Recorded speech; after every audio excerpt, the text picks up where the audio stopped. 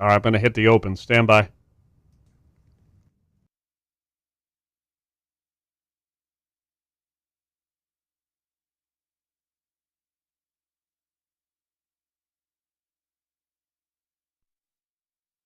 This is it right here. Combining a team of reporters, columnists, and commentators. Don't you ever talk about me! Are you serious?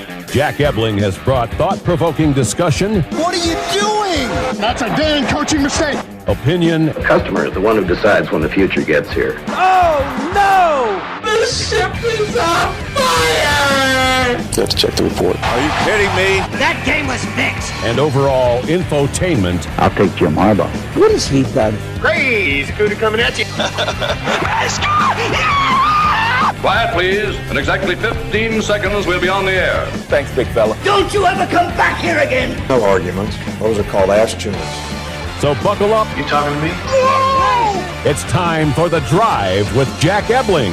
Yeah, for some reason or another, you sound a little taller on radio.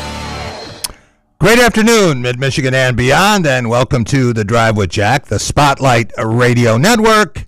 Jack Ebling here with my producer, Boston Rob. 24 degrees on Tuesday afternoon. Remember when it was 68 degrees and we were thinking, get out the golf clubs? One guy who's always thinking about golf clubs and baseball bats and lots of other sports. Our first guest today, John Smoltz. We ranked him as the second greatest athlete in Mid-Michigan history behind some guy named Johnson. Back when we did Greater Lansing Sport Magazine, and has gone on to do incredible things as a broadcaster, now calling the World Baseball Classic. John, thanks for joining us. Oh, my pleasure, Jack. Thanks for having me. Well, this event has been riveting, and I looked at some of the lineups, and I said, I don't know if John Smoltz would want to pitch against that Dominican Republic team, but United States advancing with the 2-1 win, and thank you for that strike three call at the end of the game. And now we have USA and Venezuela tonight, a game you'll be doing. What do you make of this? Are you glad that you're calling the World Baseball Classic? Well, I'll tell you, I've learned to accept it for what it is, and it's gotten better each time. Yeah. There's so many restrictions and so many different things that have to make it's not, it's like when people see this tournament, they see how it's played, they think, well, why can't you do X, Y, Z or manage a special team? Right. So given all those rules and stipulations, the pitch counts, everything. The energy is through the roof. Is it the fan bases? Is it the pride, the nationalism here that makes this more than just some all-star baseball? Yeah, it's really been growing. Other countries trying to promote their sport for the future of their generation. It's working. The country can have a lot of superstars that want to win this badly, like everybody at the time. There's so many storylines. But there's so much emotion. You can never play this like this over a 162 schedule. But given the fact that this tournament has brought out some great storylines, but also brought out what a country's going through, what it means to a country to have this be won, let's just say for Venezuela. It's different for USA. They're feeling but they have so much pressure that winning it would relieve them. And when you saw Japan be ousted, their bid to be a back-to-back champion end, and you saw the looks on the Japanese players' faces, you didn't know if they were going to be safe when they got back to Japan. Well, part of that, too, is you can imagine the amount of miles they had to travel for one game. Staying would have made it a little more worth it than playing for a championship. They have such a high expectation of there. And their brand of baseball is just really built for tournaments like this.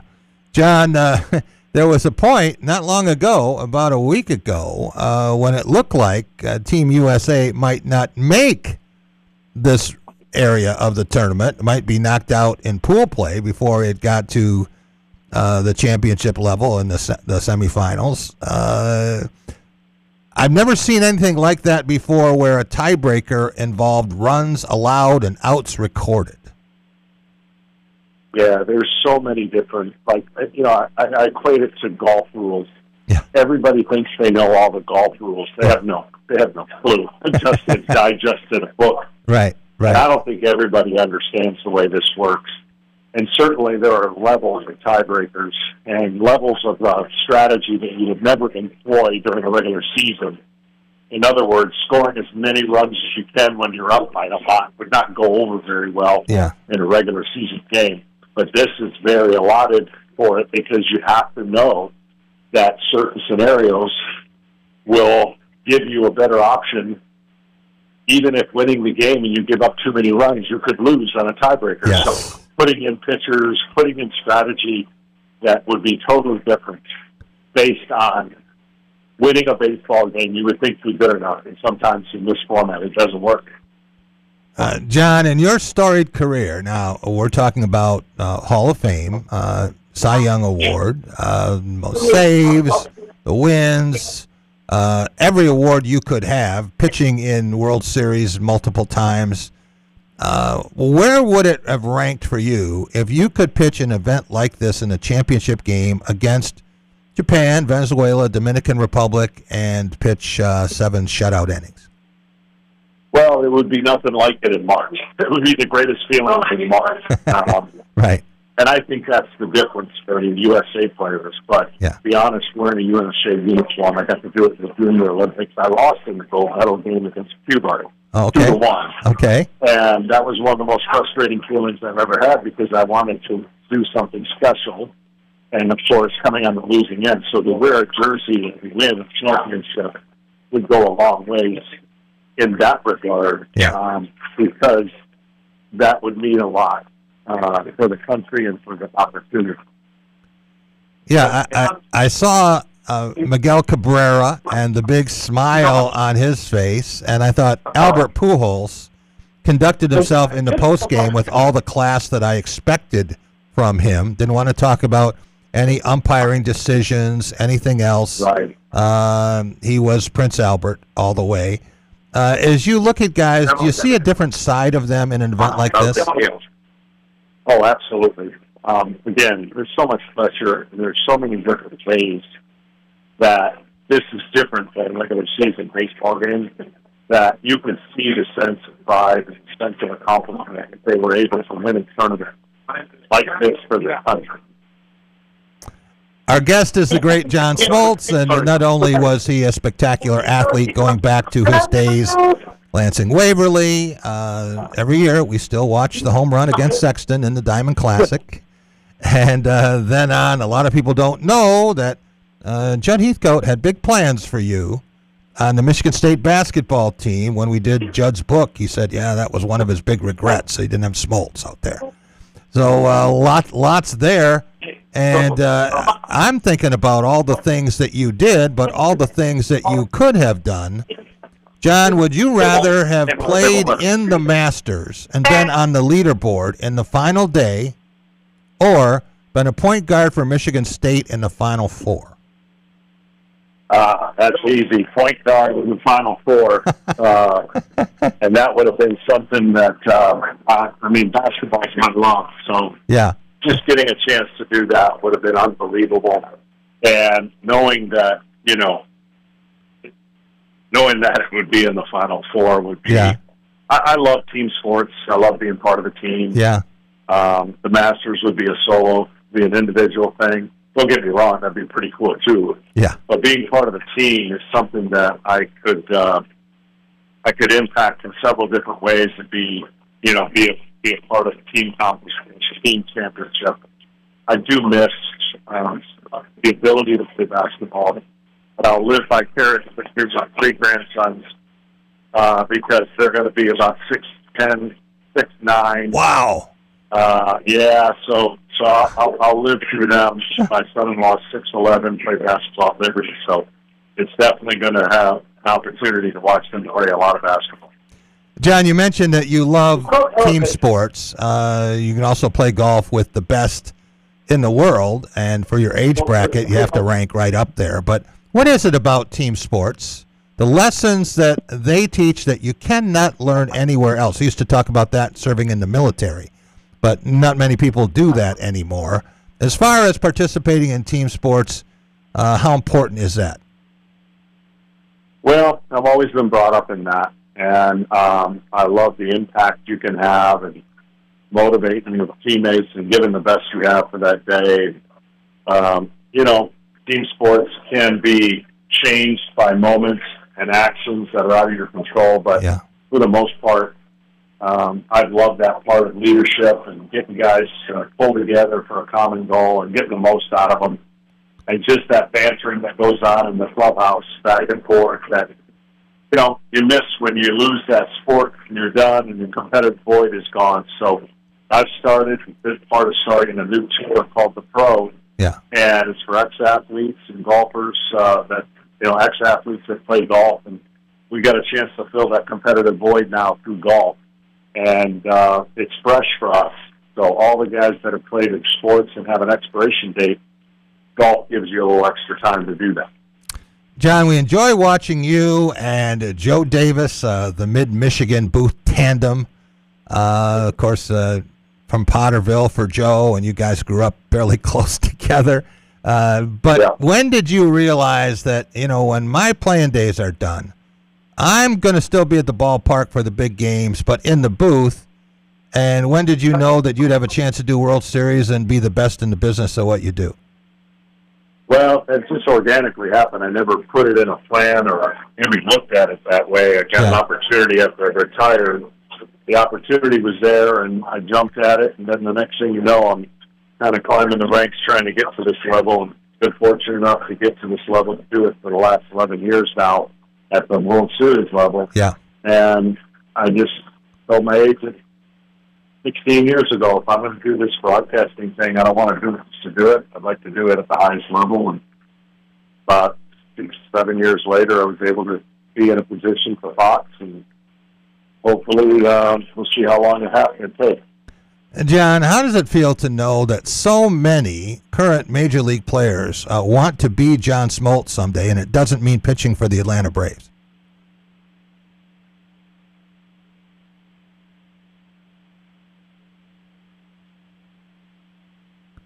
John? Yeah, are you still there? Yeah. Sorry, we lost you for 1 second. They're saying that so many players now in the major leagues want to be you, but it isn't a matter of pitching in big games for the Braves. It's a matter of calling those big games in a way to keep their careers alive. Yeah, I think there's, look, it's a weird business that doesn't have a lot of schooling to it or a lot of information. Yeah. And it's not the easiest to translate whether you were really good at something or not. Right. There's an art to it, and there's a feel, and you can't be afraid to make a mistake or get out in front or care what people think, because if you do, you're going to go crazy in this industry, because when you get to the World Series or the playoffs, 50% of the market thinks you're rooting for the other team. I've never understood it, but I was told a long time ago that's what's going to happen, so don't pay attention to it. Yeah. Because they're used to their local market, they're used to their local broadcasting, and they're not used to us coming in and being neutral and being critiquing or a play-by-play calling a home run in a way where you would never call it as a local broadcaster. Yeah. It really is unique. It comes with the territory. That's why I have no social media. That's why I don't care. I only really adhere to what my bosses say. And really the job I have is to bring about an experience that nobody could ever get or look up, because, if someone wants to critique me, they need to be successful, have a job, and be able to have done something in their life. Yeah. If they're sitting on a couch thinking they know how to do X, Y, Z, that's why social media for some people exists. A lot of great baseball players have tried their hand at broadcasting and been relatively unsuccessful. You're the exception there. A lot of the better broadcasters were not Hall of Fame players, and maybe it's like managing, John. There's no connection between your on-field statistics and your performance leading a team in the dugout. Yeah, especially when it comes to play-by-play, they're telling a narrative, they're telling a story. You don't really have to have played the sport to be a play-by-play announcer, but there is a lot of value in having experienced that sport as a color analysis. Yeah. Because otherwise, you could study the game and you could understand the game, but you can't give real experiential moments. Right. But to your point, it is not always easy to explain that to the casual fan, to the novice, to the expert. And one of the things that I don't set out to do is just make a point to tell somebody something. It just organically happens based on I've lived through every kind of experience possible. Yeah. And so talking from experience and translating that to the person at home will make them feel like or understand why the baseball game is hard, why the player did X, Y, Z, why he's hitting 230, right. And why that person sitting at home couldn't hit 230. So it's a combination of never coming across like the game was easy or that you had success and that's why everyone else should. The game's hard.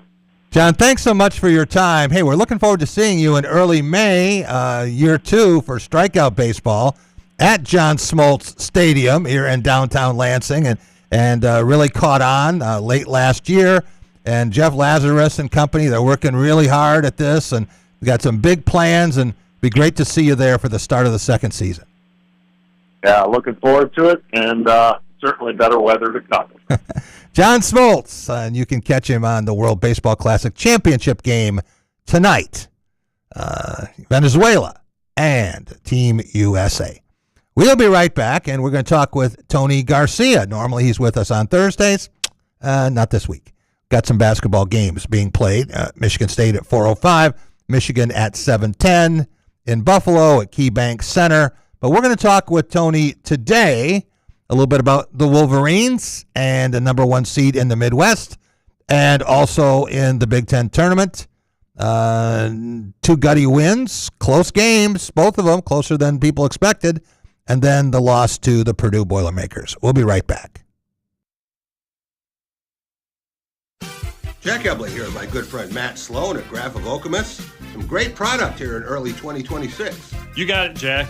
Here at Chevy, we have, backed by popular demand, the all-new Bolt, redesigned and back in full force for us. People are really excited about that vehicle. It did great for us in the past. Great. And then next door, the Nissan Sentra, completely redesigned for that model. Great fuel economy. It's going to be a hot seller for us. Stop and see Matt and the gang at Graph of Okemos. They're making friends.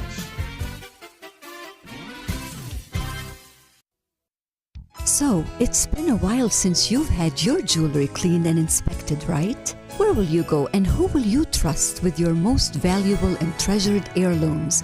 At Meadowar Jewelers' 4 locations in Lansing, Okemos, Jackson, and Portage, jewelry isn't just our job, it's our passion. Each and every piece entrusted in our care is thoroughly inspected by our trained staff against damage or normal wear. And we offer you, our customer, the highest level of quality on repairs and custom designs. Whether it's worn out prongs, channels, or shanks, it's all handled with incredible care. Meadowar Jewelers in Lansing, Okemos, Jackson, and Portage want to help you preserve your memories and offer you options on creating new ones. Come in today for the cleaning and inspection of your jewelry. We continue to work hard every day to earn your confidence and trust. Dean Transportation is looking for compassionate people to join our team of school bus drivers and attendants. Visit deanjobs.com to see all openings. Dean Transportation provides paid training to obtain a commercial driver's license, increased starting pay, comprehensive benefits, and flexible schedules with no weekend shifts. No experience needed. Apply today at deanjobs.com and train for back-to-school season. That's DEAN jobs.com. Amy here from One North Kitchen and Bar. Tuesdays are family fun night at One North. Kids under 12 eat free with the purchase of an adult entree. Bring the whole crew to One North in Lansing, Jackson, or now East Lansing. Good food, happy kids, and an easy win for the family every Tuesday.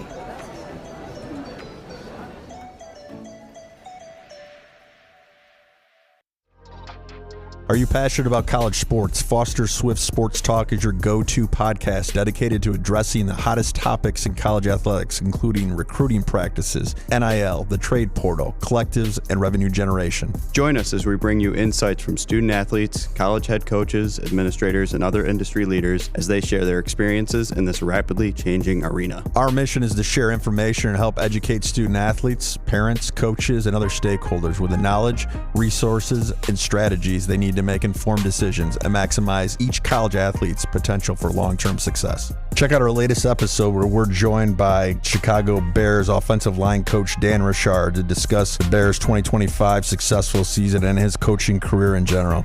Like and subscribe to our YouTube and Facebook pages to watch all of our episodes, or you can give us a listen on any of your favorite podcasting platforms by simply searching Foster Swift Sports Talk. Until next time, I'm your host, Dave Russell.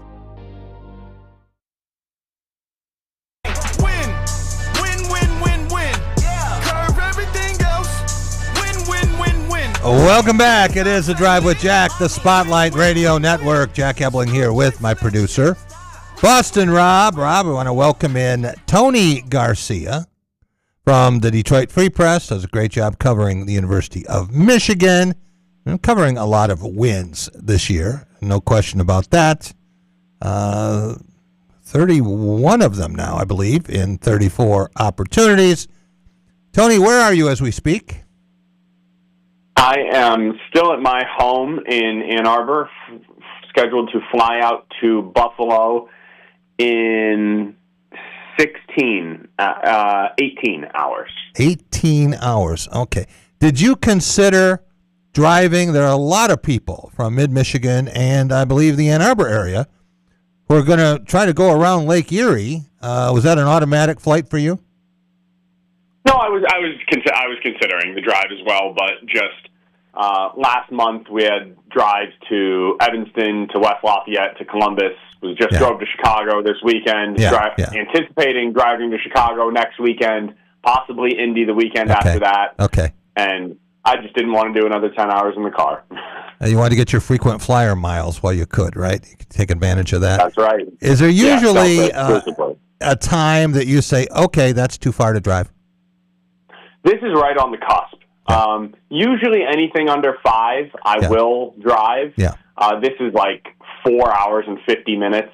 So, I mean, I could have done it either way, but just I booked flights to Philly and Buffalo like a month ago, just because I figured those were going to be the two spots, and I didn't want to cancel them both and then drive. So it works just as well. All right. Have you been to Buffalo? I actually haven't. This will be my first time. So what are you anxious to do besides cover some great basketball? Do you have anything in mind, or things you've heard about, or places that are must-stops to eat? No, I haven't, because this type of weekend is just so jam-packed. I mean, like, it is 4 days, but fly in tomorrow morning, attending a practice, a couple hours later, then previews, practice stuff. Got the game Thursday. They will beat a 16 seed, whether it's UMBC or Howard. Then there will be another practice Friday, a game Saturday. So not a ton of time. And honestly, I'm planning to catch as many of these games in person as I can. I think Michigan State is right before, so that would be good to see that while they're there. And then afterwards is St. Louis and Georgia. And Michigan will be playing the winner of that. Right. I want to see Kareem Abdul-Jabbar in person, and just for enjoyment, not for where I'm covering it and thinking about everything analytically. So just going to be a lot of hoops. And honestly, this time of year, that's exactly what I want to be doing. Do you know the broadcast crew for these games? It's on CBS. I have not seen the announced crew. I haven't either. I know it's out there, but I haven't seen it, so I'm curious. I'll have to check that during a break here. But, you're right. And there are so many players that you see on television that you might never get a chance to see Robbie Avila. You see Michigan State did when he was at Indiana State.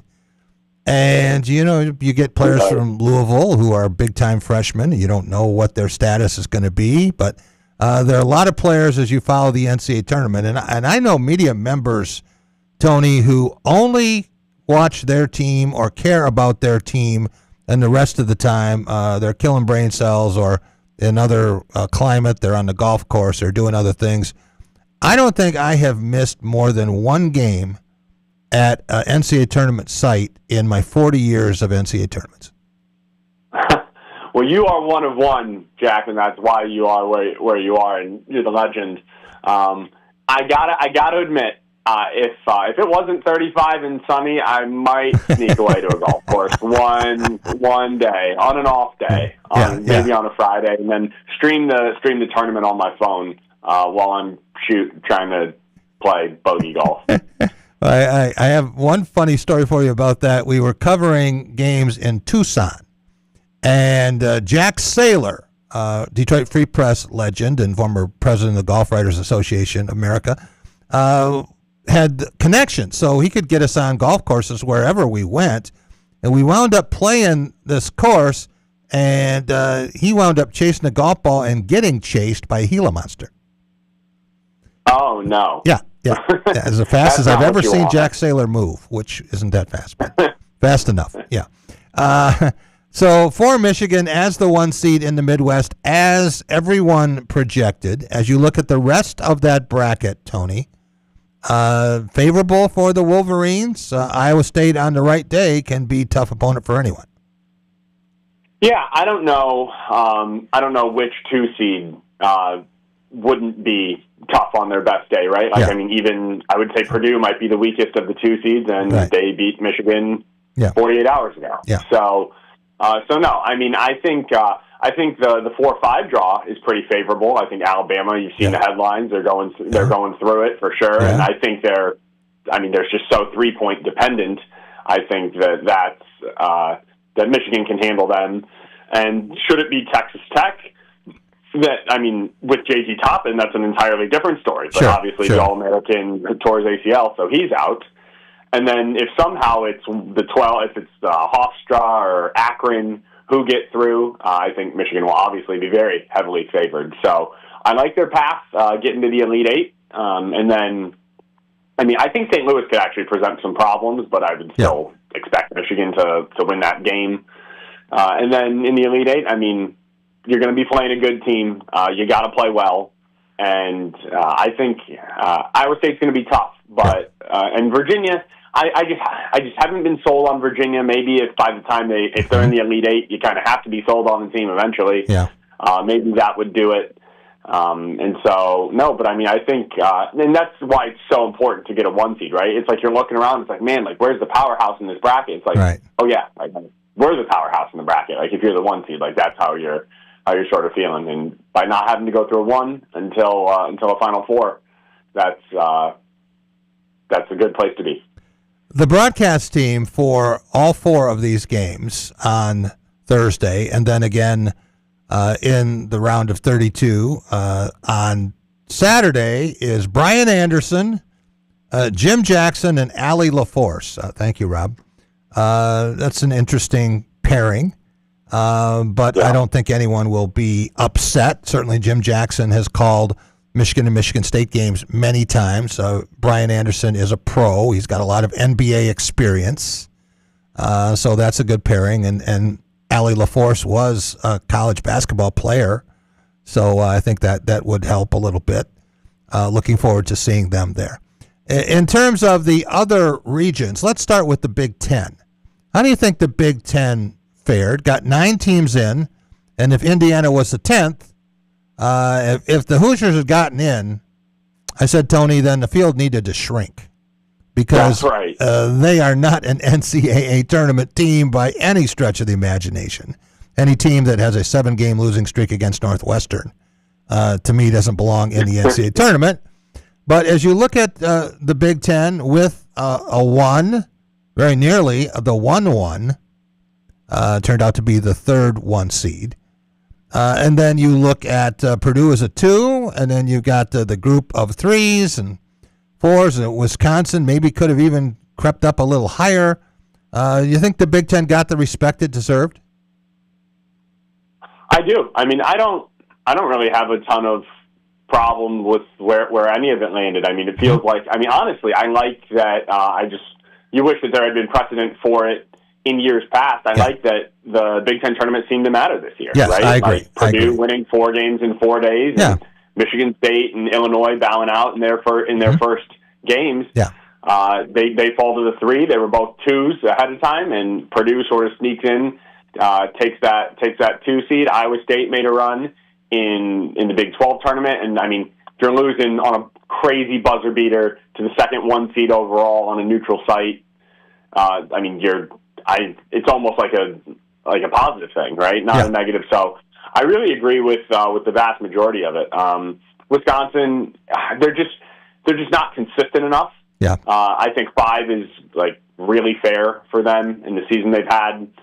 And so, no, I mean, I really don't have any problems with it. And even UCLA going up to a 7. They were on that 8-9 line for a long time. They were on a 10 for a while, which I guess would have been in the same game. But 7 feels right for them. That is a dangerous 7 seed. Yeah. And I think there's a chance Michigan State sees them in the Sweet 16. Yeah. I don't think I'm going to quite pick it, but it wouldn't surprise me in the slightest.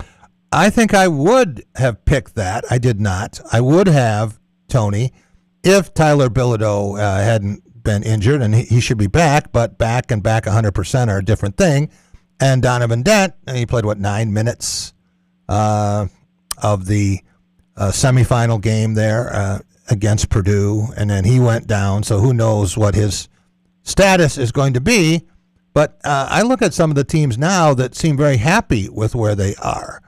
And Purdue got the 2 seed and got the championship that it was looking for. Wasn't the one that they were originally intending to get, but they were the number 1 ranked team. And, who knows? We heard Clark Kellogg say that Purdue's going to win the whole thing. I'm sure he won't have to buy a meal in West Lafayette, but I'm looking at Illinois, happy to be the 3 seed in the South. I wouldn't want that assignment. And Florida and Houston in front of the Illini there. Michigan State would have been the 2, and probably would have been the 2 in the West, and I wouldn't have wanted to be in the region with Arizona. I think Michigan State is happy to be closer to home, starting in Buffalo, as Michigan is, and then on to Washington, D.C., and it's already beaten Duke there in one Elite 8 within the last decade there. So there are a lot of fans who can still get there for that if the Spartans do. And this is a Duke team that is banged up suddenly. It wasn't the one that we watched for most of the season, and going to be without one starter for sure, might be without another very important player, and Duke hasn't been the same. Kind of like Michigan was a little different without L.J. Kaysen. Not to say the Wolverines still can't win it, but a different team when you lose a key player like that. So Spartans are happy to be the 3 in the East rather than the 2 in the West. So I think that most Big Ten teams are very satisfied with their lot. And now we'll see if they can live up to it, Tony, because a couple times in recent years that has not happened. Yeah, I'd say like 25 years since the Big Ten team really lived up to what fans of the conference want. Yeah. And no, I mean, I think there's a lot of teams that could make deep runs. Michigan has not been at form the last 5 games without Kaysen. They just haven't, and I was expecting to pick them to win it all going into it. I was prepared for that for much of the last handful of months, and I picked Arizona. That's just, I think, and that's because of the Duke injuries as well. I think Arizona's playing as well as anybody. I think they're the healthiest. Yeah. They lost twice in 1 week, and outside of that are 33-0 or 32-0. I think it is. In any normal year, that would be like a runaway easy pick. They're just the 1 seeds happen to be loaded this year. But it feels like they've come back to the pack, or like they are more gettable, I guess I should say, than they felt just a few weeks ago. Tony, can you give me a non-1 seed that you think you might be seeing at Lucas Oil Stadium? Yeah, I'll go with Houston. Okay. They were obviously in the championship game last year, lost a heartbreaker. They've got a big shot taker and maker in Flemings. Kelvin Sampson is fantastic. Yeah. He's really been at his best in March the last handful of years. Yeah. Their regional is in Houston. Yeah. That's why I don't envy, like, to your point, I don't envy Illinois having to go there at all. And so I think they've got what it takes. They're a little streaky. Sometimes their offense, I mean, the weave that they run, and it's so much, like, feels like go, like, do something. Yeah. Sometimes, like, stop letting so much clock go. Yeah. But I think that, I mean, their defense, their length, their athleticism, they're not, like, tall, but it feels like, I don't know, just watching them, it feels like everybody's just long. Yeah, that's right. And so, I mean, I like that would be my non-one seed pick. It's not far off as a 2, but it's not a 1. I actually have Arizona making it to the championship game and meeting Houston in a Big 12 rematch. And you know how difficult it is to beat a team 3 times. And I have the Cougars winning the NCAA championship, and Kelvin Sampson would be a very popular winner among his coaching colleagues. You see a guy's been through as much as he has, and I think we talked about this last week, but Houston over the past 6 seasons, so everything post-COVID year, Houston has 14 more wins over the number 2 team and 23 more than Duke. So, you know, there's no team that has been more successful in the regular season than the Cougars, but I think this is a year that they get the big prize. I don't hate the pick at all. Yeah. I think I actually have.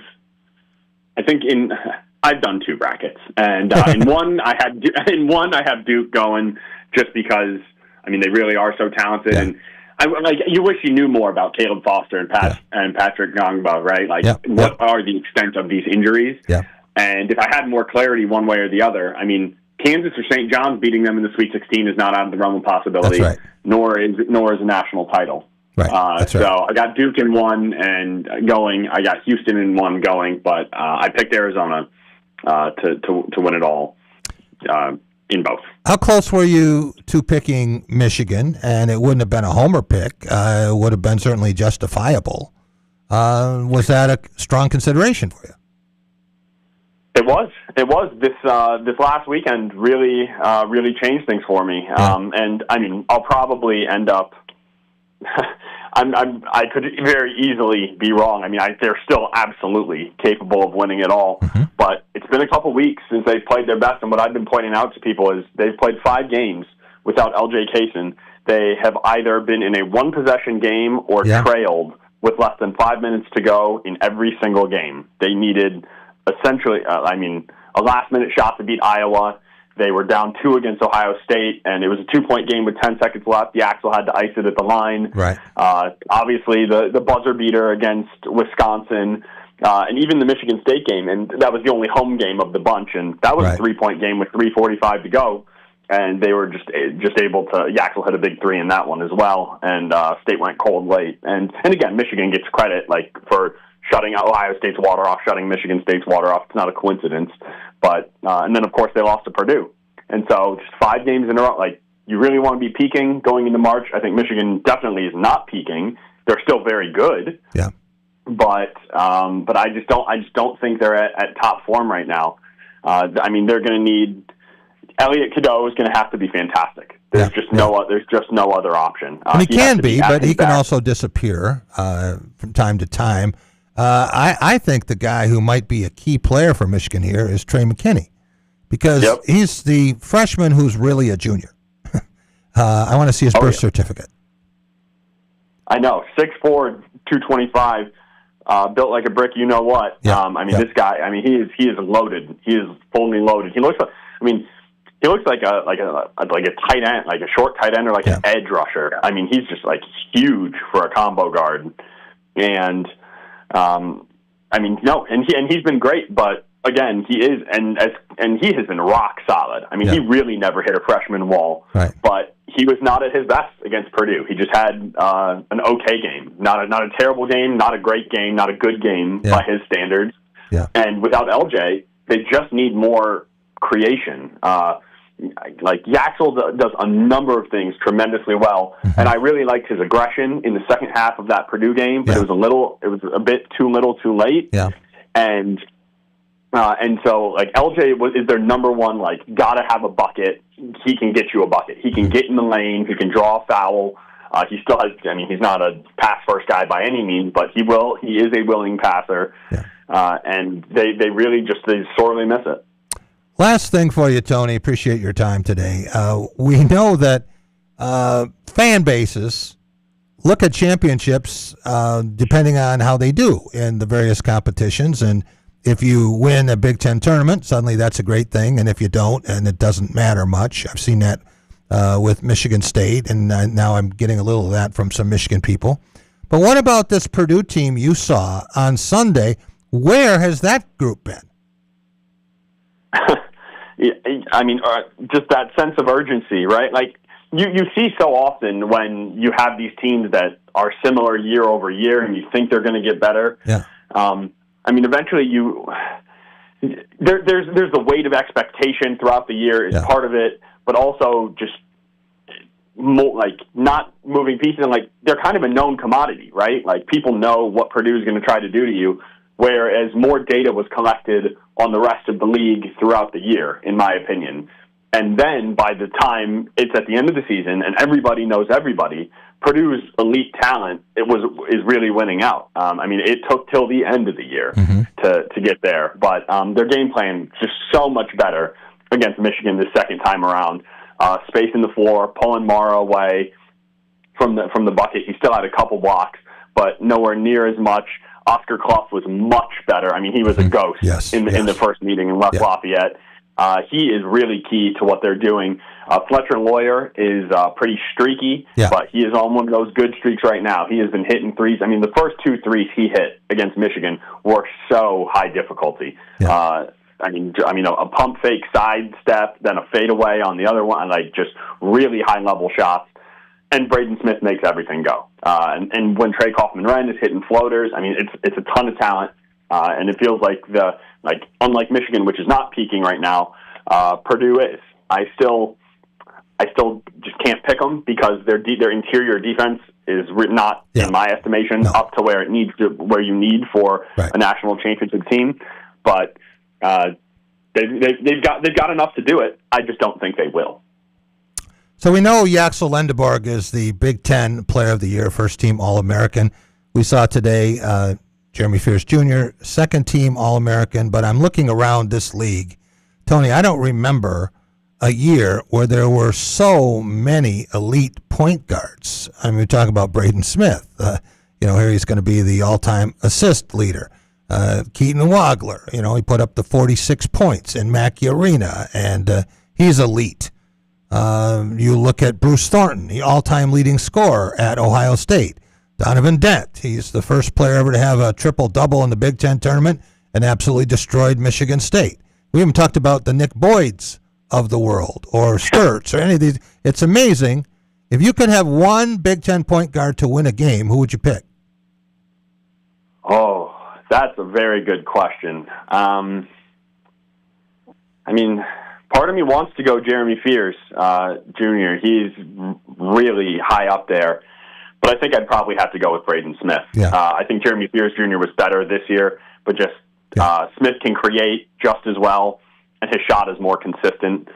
He gives a little less on defense, but just he's a 4-year guy, right? This is Fears' second full year, right? And the first where he's not coming off an injury.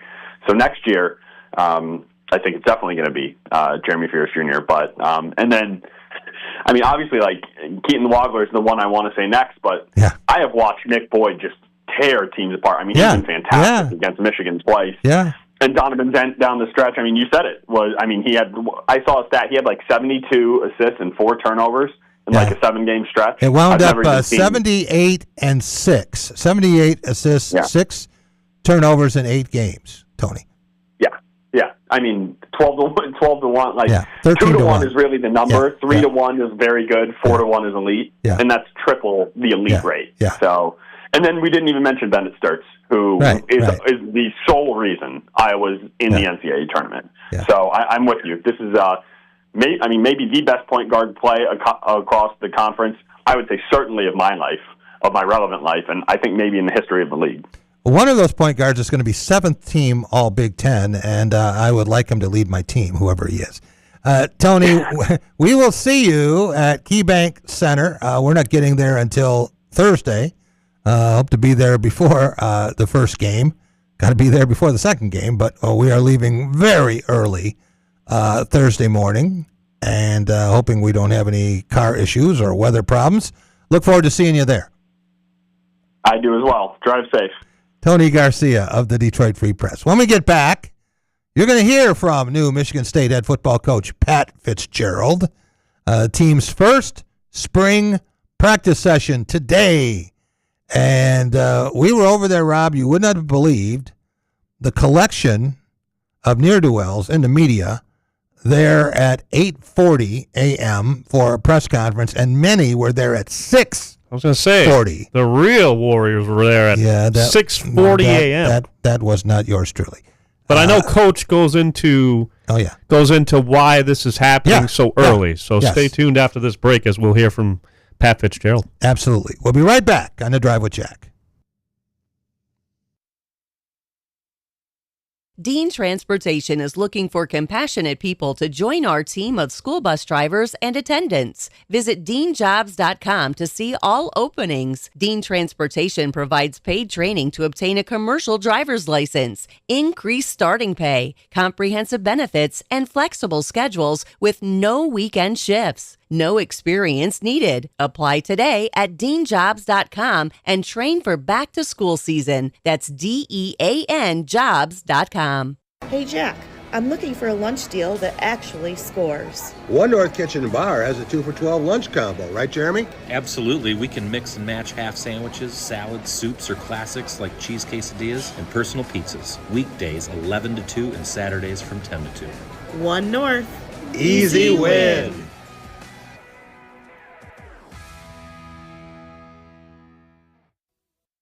So, it's been a while since you've had your jewelry cleaned and inspected, right? Where will you go and who will you trust with your most valuable and treasured heirlooms?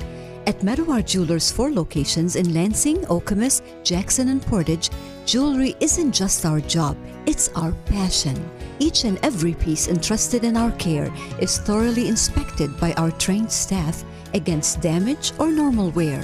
And we offer you, our customer, the highest level of quality on repairs and custom designs. Whether it's worn out prongs, channels, or shanks, it's all handled with incredible care. Meadowar Jewelers in Lansing, Okemos, Jackson, and Portage want to help you preserve your memories and offer you options on creating new ones. Come in today for the cleaning and inspection of your jewelry. We continue to work hard every day to earn your confidence and trust.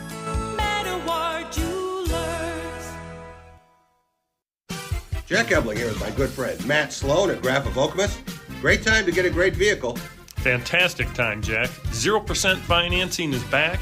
Hard to believe this time right now we can get a vehicle with zero interest. Wow. And if you're looking to pay cash, how about rebates up to $10,000? That's unheard of lately, right? $10,000 off on a vehicle. How about leasing? You want to lease? You can lease a vehicle right now in the low 3s. Come on out and take a look. You're talking everyone's language. Stop and see Matt and the gang. They're making friends.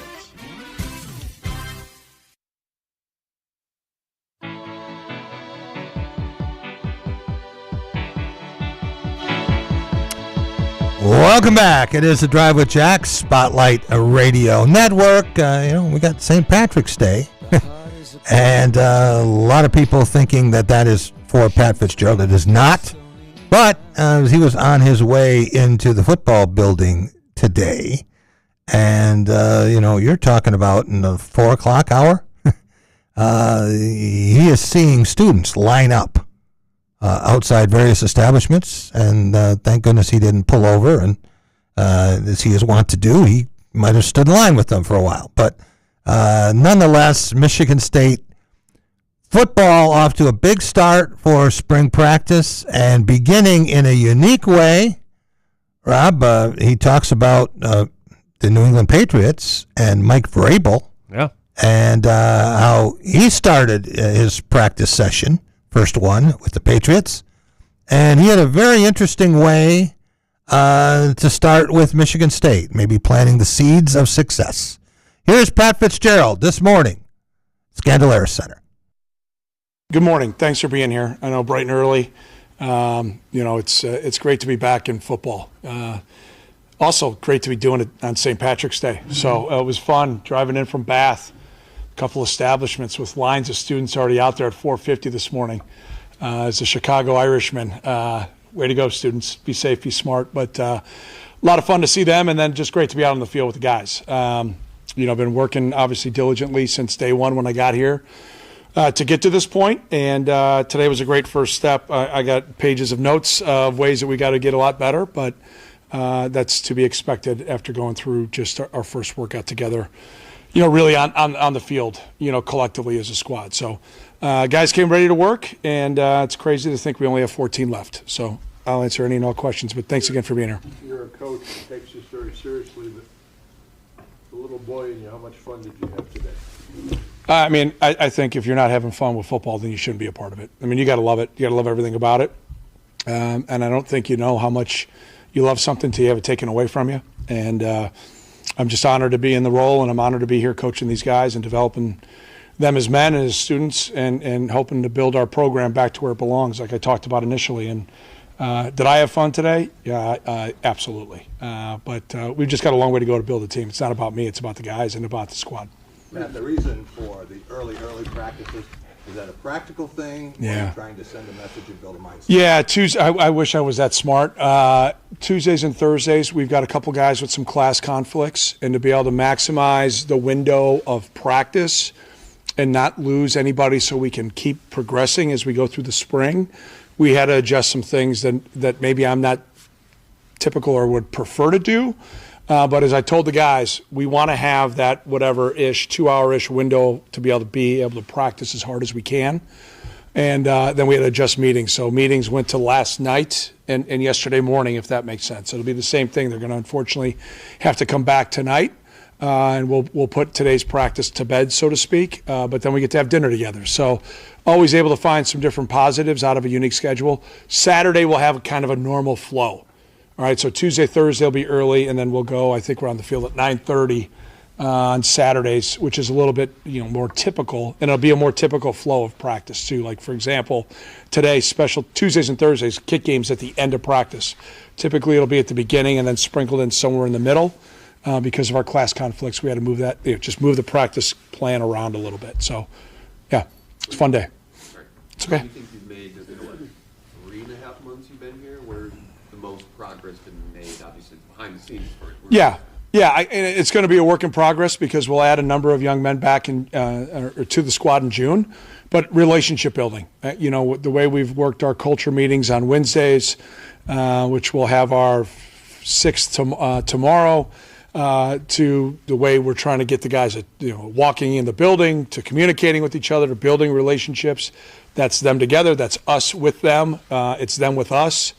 That's obviously something we don't have enough time to do, so we have to have great urgency. So I think that's number one, the biggest area that we've improved collectively is just our relationships. I saw a video last night. In fact, I think it was in this room. We were talking to the team when you had the band here. Yeah. And you sang a great song. Yeah, great respect for Mike Vrabel. I've known Mike for a long time. We competed against each other, and what a great run they had in New England this year. And just you listen and you learn and you grow as a coach every year, right? And so I saw or read somewhere that Braves, they installed the first play was take a knee to win a game.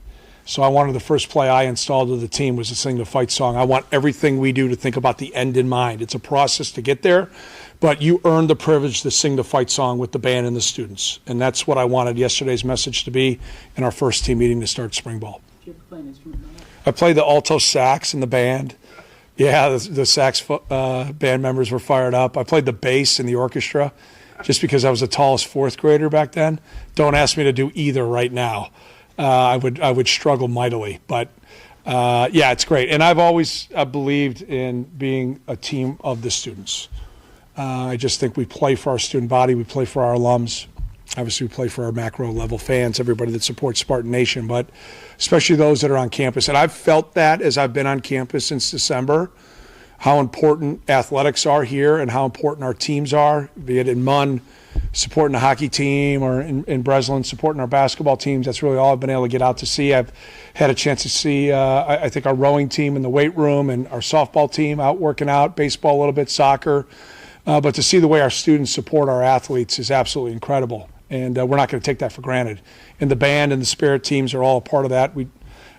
You'll see a video later. We had Sparty at the end of practice today. So just trying to say thank you to everybody that supports us, and it's the least we could do is give back to them. When we talk about the scarcity of practices, 14 left, what are you trying to get out of the practice sessions in particular, not just the whole winter term? Yeah.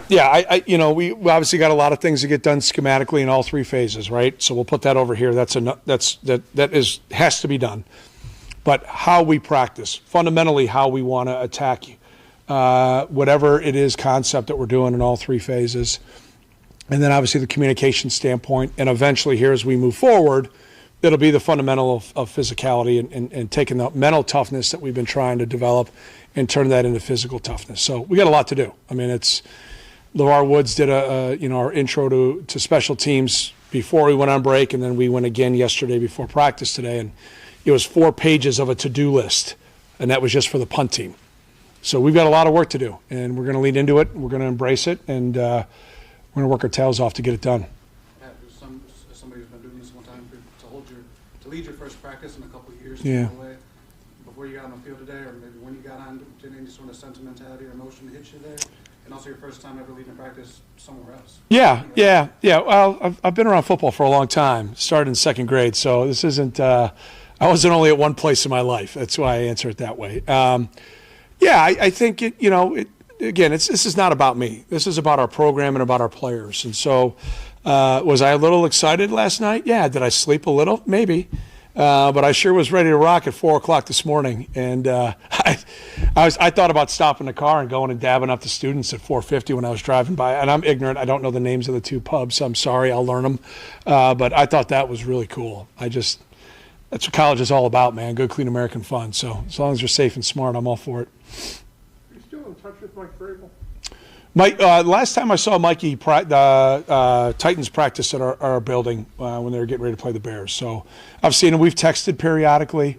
I've just got the utmost respect for the job he does. I mean, if you want to build a program off of modern football the way teams should play, I mean, he's done just a phenomenal job, and I got great respect for him. Is everyone available for spring ball right now? Yeah, we'll have some guys that are out, and then, as we go through, it's kind of day-to-day at spring ball. We have no issues that we think will bleed into the summer or into fall camp at this time. Some that we inherited, of guys from injuries from last fall that are just on their rehab progression. And then, some guys that maybe got a little bit of a twist or a turn during winter workouts that at some point will get back going. Maybe some guys are limited here or there, but it's spring practice, right? So we're going to err on the side of caution and make sure we're smart and safe. It'll be the same thing in fall camp for me. So I don't have a list of guys right now to read off, but we anticipate everybody to be full go, ready to rock in as we sit here today in the summer. What did you want to get done today? No pads first day. Yeah, let's see here. What do we have to improve on, which is probably most of what I wanted. I wanted the guys to learn how to practice here and how we do it. So we did some somewhat dress rehearsals leading into it, but a couple things that we've got to do just a little bit better in the details of how we attack and start the day, from warm-ups to the way we finish it with what we call our fourth quarter, the way we're going to finish practice. So, like I said, I've got so many notes we don't have enough time for me to read them all off, but I just wanted to learn how we practice. This is how we do it. This is what we expect. And then we'll meet as a staff here later on this afternoon. We'll actually go watch it right now and be with recruits, and then we'll talk about it and fix it tonight and tomorrow and just keep building on it 1% better each practice. Any initial thoughts about how the guys responded today? Yeah, my initial response is I thought they were excited to be here. I think everybody's excited about day one. Nobody dreams of day two. So we'll see how it goes on Thursday, right? They should be excited, right? It's a new group. As far as the whole number of guys in the locker room, it's a new staff. It's a new Michigan State, and so everybody should be excited about that. But it's not about that. That'll fleet. That'll wear off. It's about the consistency of the mindset and the way that we attack, and we're disciplined to the structure. And day one was good. it was a heavy learning day. And so the guys came ready and eager, and now we'll build on that. Maybe a silly question, but in an indirect way, are games won in spring football? Yeah, I think games are won every day. I think they're won every day. I think everything matters, especially when you're reducing rosters and at the collegiate level. Every player matters. Every rep matters. Everything we do matters. I tell the guys all the time, how you do one thing is how you do everything. So absolutely, I think that you can just continually work to get better. And when today's and it's in the rearview mirror, there's nothing we can do about it anymore. We can meet about it mentally. We can recover physically, but the work on the field is done for the day. So yeah, I think it's critically important. Going back to the culture piece, it seems like Jordan and Alessio have really emerged as leaders on this team. But have you seen anyone else who's really stepped up into leadership? Yeah, we'll get it released. We named a unity council internally yesterday. Again, I'm sorry I don't have that. My focus was a little bit too much on practice, but we'll get that out to you. So yeah, the guys had to apply for that. They had to go through and answer a bunch of questions, and then the players voted on who they wanted by their position to represent themselves. I want to be a player-led football team and a player-led program. So the only way you do that is to give them, number one, the opportunity to lead. But we'll be meeting weekly now moving forward, myself and that group, and we'll talk about everything that affects the program. But Alessio and Jordan have been doing great, but it's going to take a lot more than that. And, there's a lot of guys stepping up. In terms of instilling toughness versus teaching techniques. Yeah. Is there a cutoff of when you want to be outside, when you're inside, how you make that determination? Mother Nature. Yeah, especially going as early as we're going. I think we need to be smart. Today was not the most beautiful day in the world. What a storm. Hopefully everybody up in northern Michigan is healthy and safe. I mean, what a crazy 48 hours of weather. I know we had a tornado a couple weeks ago that my heart breaks for all those families affected. It's just been a wild couple weeks weather-wise. And so we're just going to be healthy and smart. I'm hopeful to get out Saturday. It looks like it's going to be, really great weather. I want to be outside every day, but I've got to adjust and be smart with how we can best do it. And then, also you've got guests, and so I want to be, smart with our recruiting guests to make sure they, enjoy the Williams indoor facility. So we'll make sure we take advantage of whatever it is the weather gives us. Just wondering if you had an idea of what the end of spring will look like yet with the showcase and what might go into that. There'll be 11 guys on offense and 11 guys on defense. There'll be some semblance of special teams wrapped into it. I think it'll be, as I look at it, it'll be an opportunity for our fans to come watch us, but it'll be more of a practice, kind of like you all saw today with a little bit different flow to it. There'll be, move the ball and situational stuff as we go into our 11-on-11 units. We'll work probably most of our kick phases in some way, shape, or form, either in, potted up drills that we want to finish with, but especially here in year one, I just felt like we needed all 15 practices. I think, going back to my playing days, spring ball, fall camp, the easiest days were scrimmage days. You only got like 20 or 30 total reps when you became an established player.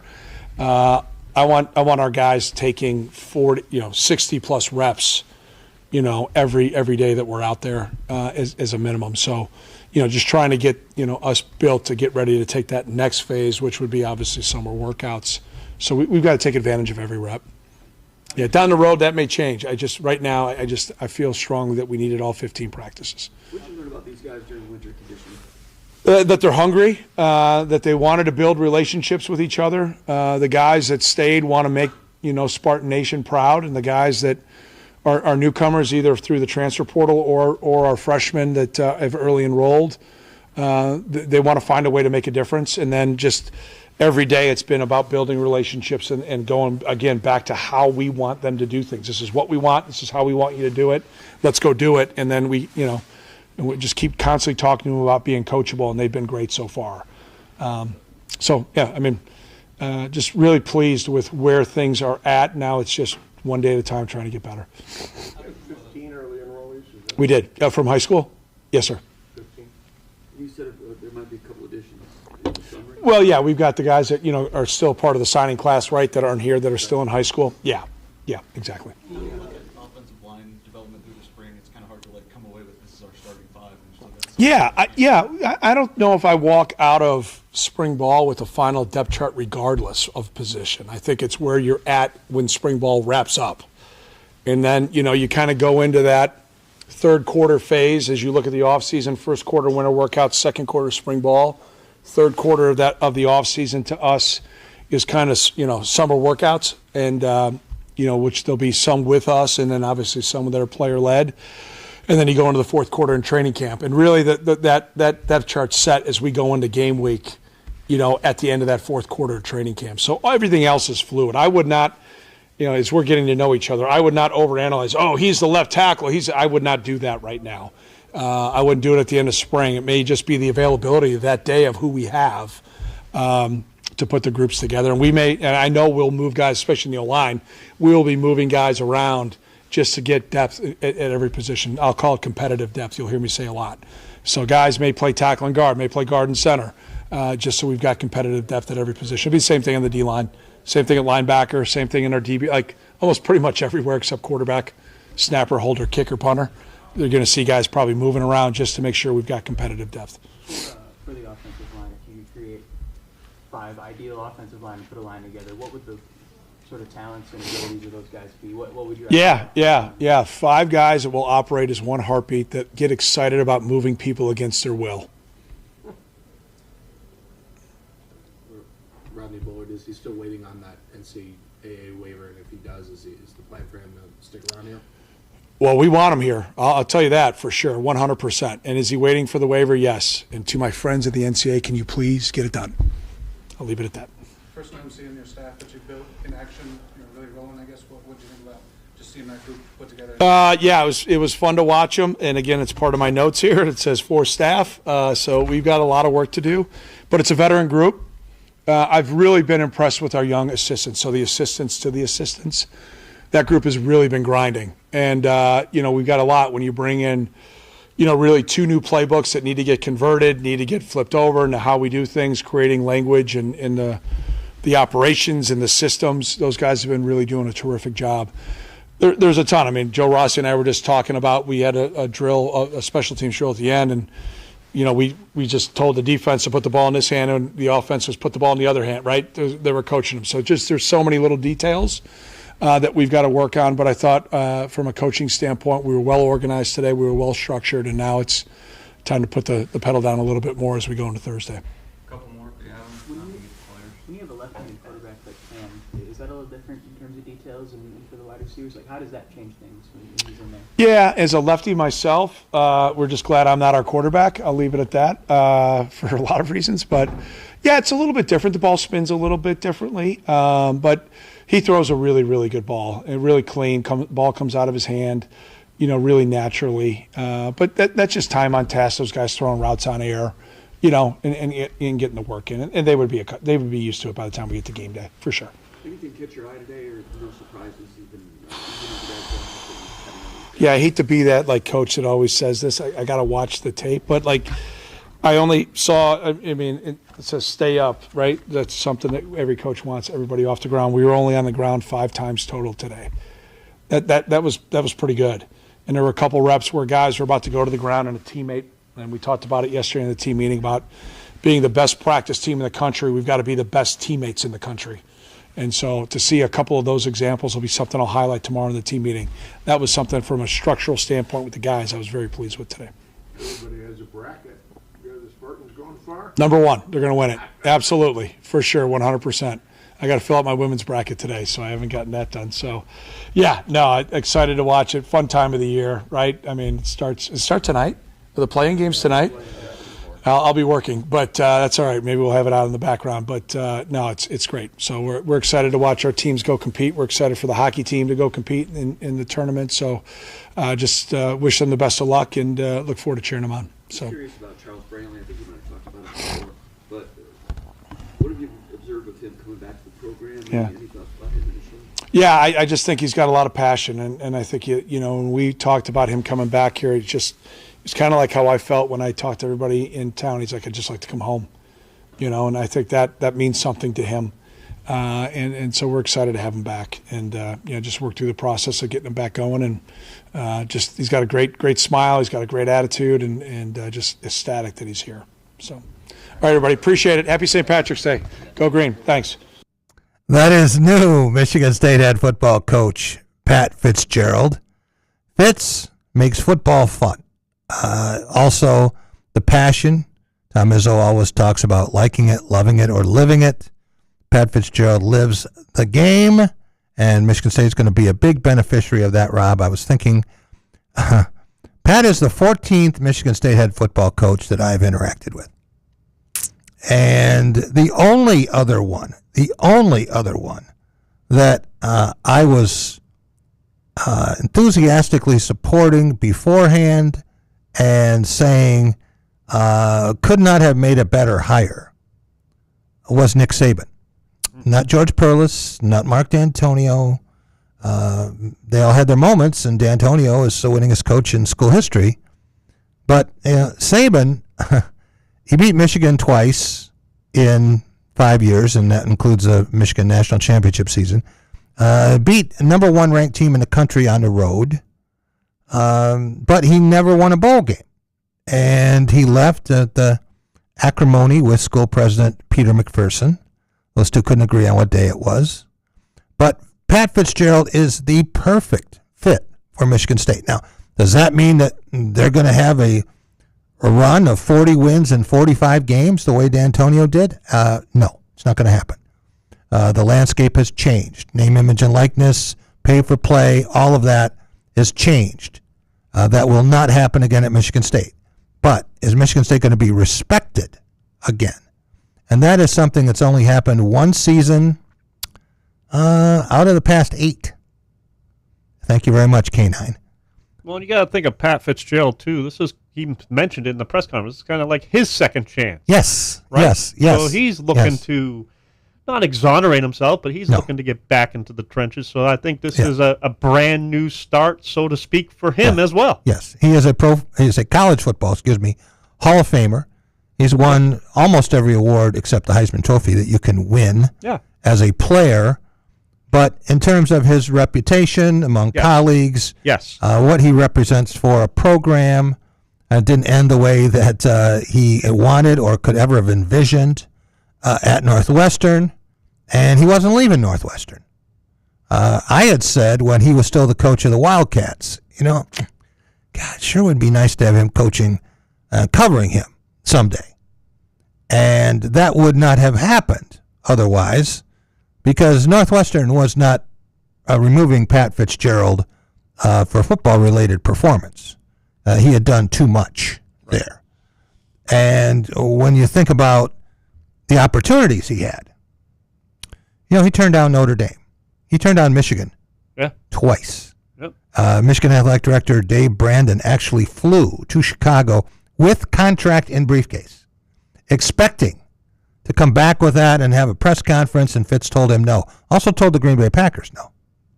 So if you're not leaving Northwestern for Notre Dame, Michigan, or the Packers, you're probably not coming to Michigan State as long as Northwestern has a parking space for you. But now he was a free agent at just the right time.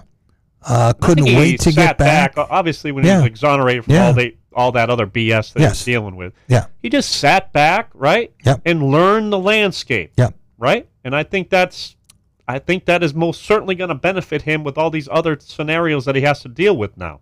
And I think when you have been a head coach as long as he was, and you have a chance to take a step back, recharge your battery. Yes. That's invaluable. Tom Izzo, in his 31 seasons as a head coach and 43 straight at Michigan State, has had periods where he was run down. Yeah. And, he was able to find that third, fourth, fifth wind, if you will. But Fitz has found his, and he is going to be so much fun for not just the media, but for Michigan State fans. My wife asked me before I came into the studio today, what do you think? And I said, he will make Michigan State as good as it wants to be, as it's capable of being. And I think the players are going to love him. I think the fans are going to love him. They're going to embrace him. Gives me like Dan Campbell vibes. Yeah. Right? I mean, and he's still, for coaching ranks, he's still a young guy. Right? Yes. Yes, 51. So, I mean, yeah. How many guys have been a national coach of the year at 51 and you get him? Not many. So I think he's going to be around a long time, and I made the prediction, which nobody else buys. I'm really out on an island here, Rob, that when Pat Fitzgerald leaves Michigan State, he's going to be the winningest coach in Big Ten history. Number of wins. Not number of championships, but number of wins. Big Ten history. Mm-hmm. Okay. And the only guy who could really test me on that, I think, who's currently there is Kirk Ferentz ever going to leave Iowa? He is the all-time leader now. He passed Woody Hayes. Yes. And if you talk to Kirk, some people think he's going to coach another year or two. Some people think that he's going to die on the sideline at Kinnick Stadium. And then you have like a Dan Lanning at Oregon, who is very young, and with the dynamic program, they should win 10 games for the foreseeable future. Ryan Day is young. He's going to win a boatload of games there as long as he stays at Ohio State. He may wind up in the NFL someday. Who knows? Pat Fitzgerald didn't go anywhere. And if he is the coach at Michigan State for 20 years, if he's the coach at Michigan State for 15 more years, you tack that on to the win total he already has at Northwestern, and you're up there. You're up there in Lou Holtz territory. Excited about what I saw today, because it's just such a breath of fresh air. Nothing against Jonathan Smith, the person. He was great to me. I think he knows his football. I don't think he ever had a chance to be successful here. He'll coach again. I think he will. Yep. And I think he'll do a good job. Yep. But he was a horrendous fit for this program. Yeah. And Pat Fitzgerald is the exact opposite. All right. And we will be back in just a couple of minutes. And we're going to talk with Jim Gum from Cleveland, Tennessee. And you know about the Blitz newsletter. It is the go-to source if you are a college football fan. It's a ritual for me every Monday night after the Monday Night Football game. I wait, and it shows up in my inbox at about... I know all about it. I get quizzed every time we have him on, for God's sakes. Well, I don't think I'm going to quiz you this week about the Final Four. Okay. But if you want to prepare for the NCAA tournament... Yes. There's no better way to do it than to give Jim Gum a call. He'll send you the issue. He will send you the issue, okay? Perfect price. And when you're talking to your friends, your family members, they're going to say, God, Rob, he really knows his basketball. I'd be wrong, but I understand. We'll be right back. Make it till you make it, baby. We'll be right back with Jim Gum next here on The Drive with Jack. Jack Ebling here with my good friend Matt Sloan at Graph of Okemos. Some great product here in early 2026. You got it, Jack.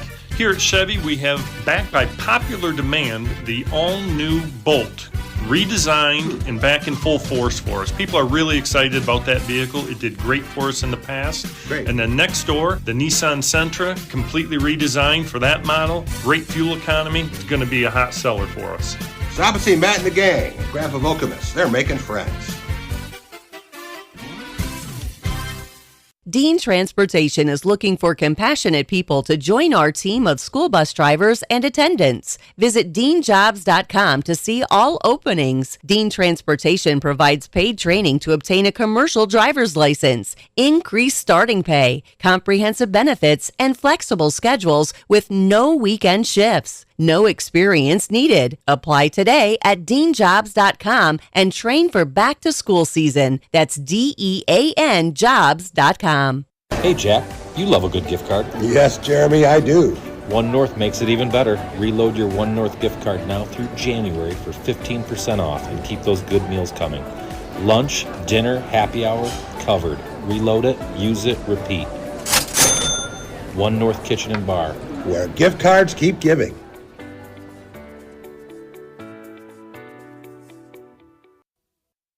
So, it's been a while since you've had your jewelry cleaned and inspected, right? Where will you go and who will you trust with your most valuable and treasured heirlooms?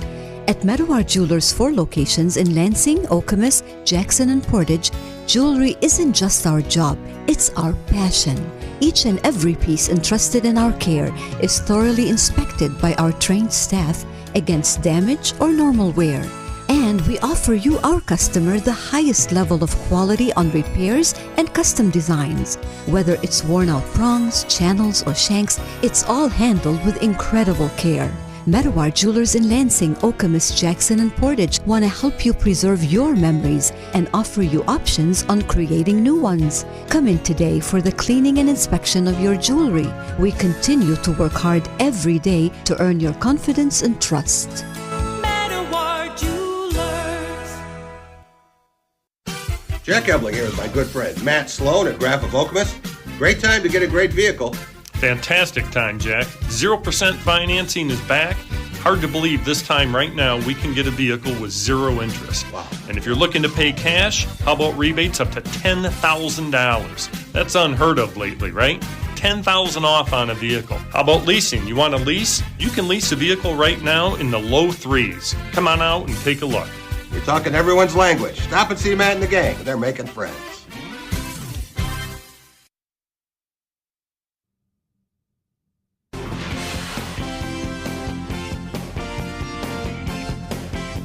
Welcome back to the Drive with Jack, Spotlight Radio Network. Jack Ebling here with my producer, Boston Rob. Rob, very happy to welcome in someone we talk to on a regular basis during college football season, almost every week.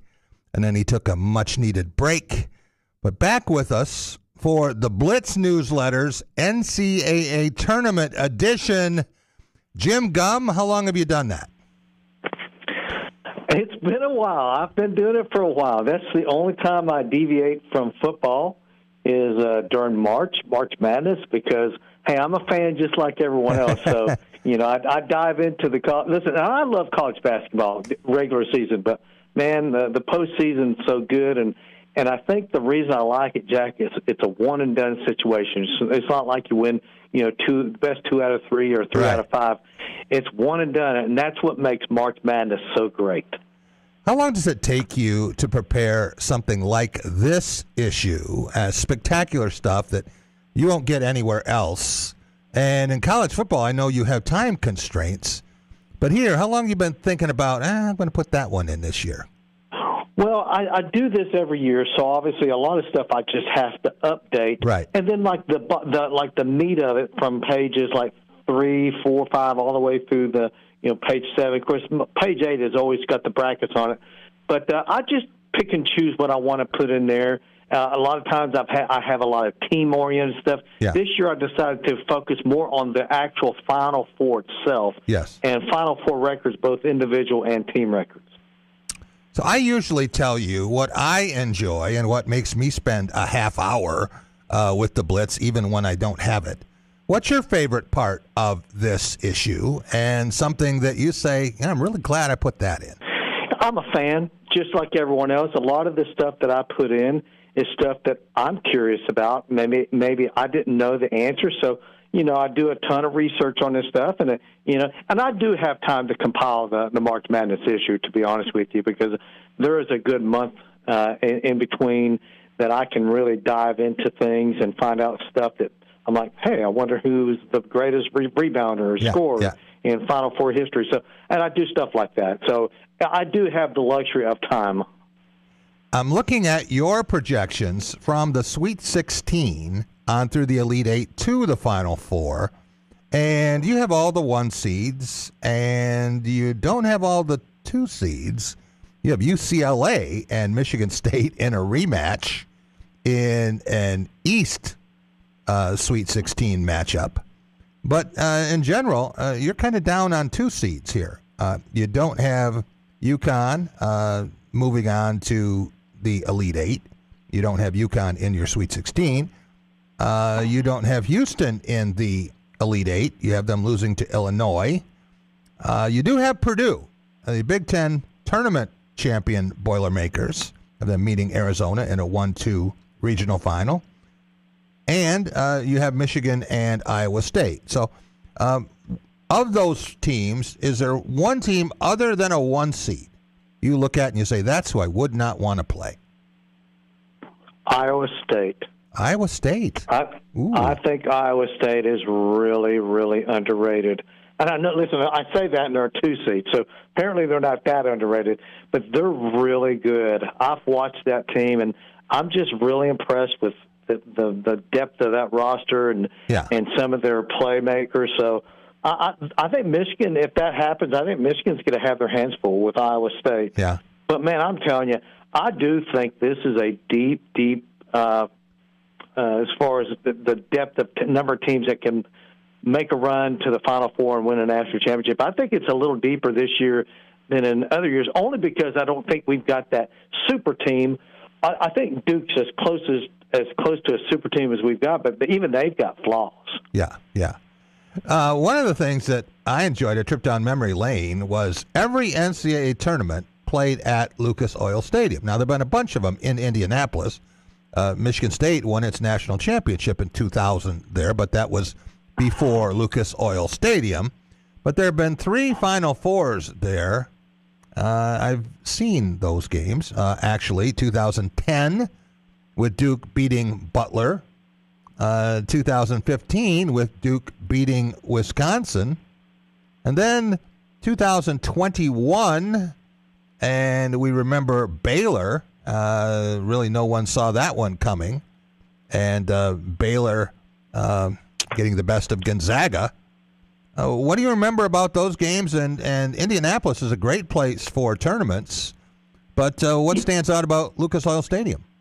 Yeah, I mean, like you said before, Lucas Oil Stadium, we had the Hoosier Dome where we had a lot of games played there as well. But no, it's so funny because when they designed Lucas Oil Stadium, they tried to design it to replicate some of these arenas in the state of Indiana. Some of these smaller high school. I say smaller. Indiana has some of the biggest basketball arenas at the high school level in the country, but they tried to use that kind of like a field house look to it. Right. And I love the way that they've incorporated that into that gigantic stadium there in Indy. But no, it's a great venue for a Final Four. Now, a lot of people don't like these stadiums to host Final Fours because of the depth distortion for shooters and stuff like that. But I mean, if you look at the history, it doesn't really reflect what people say. The shooting, it's not like the percentages go down dramatically. So I think there's a little bit more said that's not as true as some people say. But I think Indianapolis is one of the best locations for a Final Four. First off, the entire state gets behind it. The infrastructure there in Indianapolis is designed for big events like this. So I think Indianapolis is one of my favorite places for the Final Four. Everything is walkable, Jim. The way they laid it out, it's almost like the pre-planning was perfect. The grid with the hotels, everything in place. You have 2 premier basketball arenas separated by about a quarter mile, less than that. And you spent a lot of time here going through the all-time history of the NCAA tournament, the Final Fours, the locations. That was fascinating. The champions, the records, scores of the game, runner-up, third place and fourth place. And we used to have the runner-up game, the consolation game, going way back. And a lot of people would be shocked to know that the first Final Four was played in Evanston, Illinois, on the campus of Northwestern University, and Northwestern's never been anywhere near a Final Four. They've hosted it a couple times there. But no, I mean it's a lot of people don't know that the history of the NCAA tournament doesn't go back as far as some people think. But it was not the destination. I mean, the NIT was a little bit more prestigious early on. And then the NCAA, probably back in the 50s is when the NCAA tournament became a little bit more prestigious than the NIT. But there was a lot of teams that would just decide, hey, which one we want to go to, the NIT or the NCAA.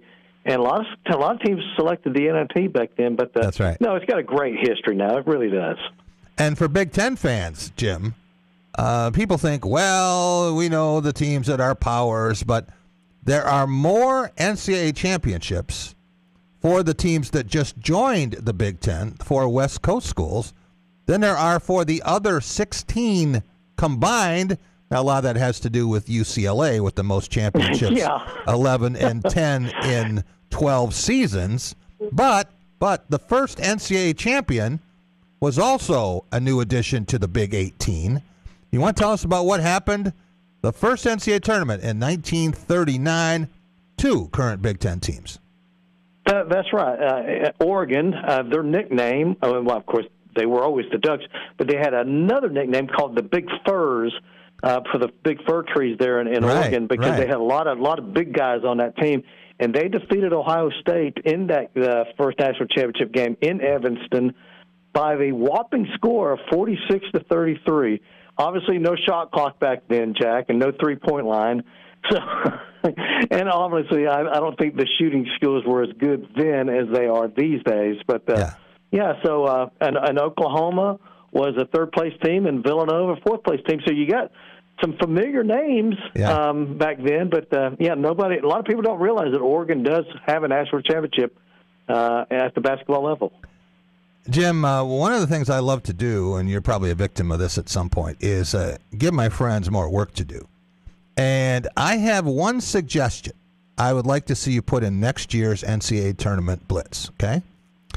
I'd like to see you rank the top 10 teams that did not win an NCAA tournament. Maybe they lost in the final. I'm thinking about the Houston Cougars, Georgetown Hoyas. Maybe they didn't get in. You think about Maryland, that great team there that lost to North Carolina State, and there are others. Yeah, to me, the greatest team that didn't win the national championship was that UNLV team. Oh yeah, from what was it, 91? They looked like they were going to be back-to-back national champs. 1990 and the 91 team to me was better. Yeah, and Duke upset them. To me, that's still the best team to never win a national championship. Now that Kentucky team that Wisconsin knocked off, a few years ago, they were was 38-0. Yeah. But that UNLV team, to me, I still can't believe they didn't win it. Yeah. They were so good. Yeah. There's another Kentucky team in 1966 that lost to Texas Western, now UTEP, and that had a famous ring to it from integration of college basketball. But just something to think about. We can agree that Running Rebels team of Jerry Tarkanian would be number one on the list, but I would love to see the memories of the could-have-been champions as well. And there again, that's the one and done thing there, Jack, because I'm convinced that had UNLV had, let's say, a 2 out of 3 or 3 out of 5, they would have won a national championship against Duke. Yes. They only got to one game. Yeah, that's right. You go through all the records for the Final Fours, and if you can't win a lunch bet on this one, then you're not trying, because there are so many odd but truths. People wouldn't believe it unless you showed them the evidence of it, starting with the highest scoring game in Final Four history. A lot of people might guess it's Bill Bradley, but they wouldn't think it was by 10 points over anyone else. Dollar Bill had 58 points for Princeton in that third place game, the consolation game, back in 1965 when UCLA beat Michigan in the championship game. But going through all of these records, is there one that makes you shake your head and you say, I can't believe that number? Oh, my gosh. I don't know if anything just jumps off at me. I mean, I'm... How about Bill Walton's 95.9% field goal percentage, 21 for 22? Yeah. Listen, Bill Walton was a tremendous college basketball player. He had a fine NBA season, but he had a lot of injuries in the NBA. But at the collegiate level, I mean, Christian Laettner, Bill Walton, guys like that were just incredible. Glenn Rice had an amazing run there as well. But it is fun to go back and look at some of these guys. And I mean, you're old enough, and I'm old enough to remember watching some of this stuff. And you're like, you go down memory lane. I mean, Rick Mount. I remember Rick Mount for Purdue back in the day. How dominant he was at the collegiate level.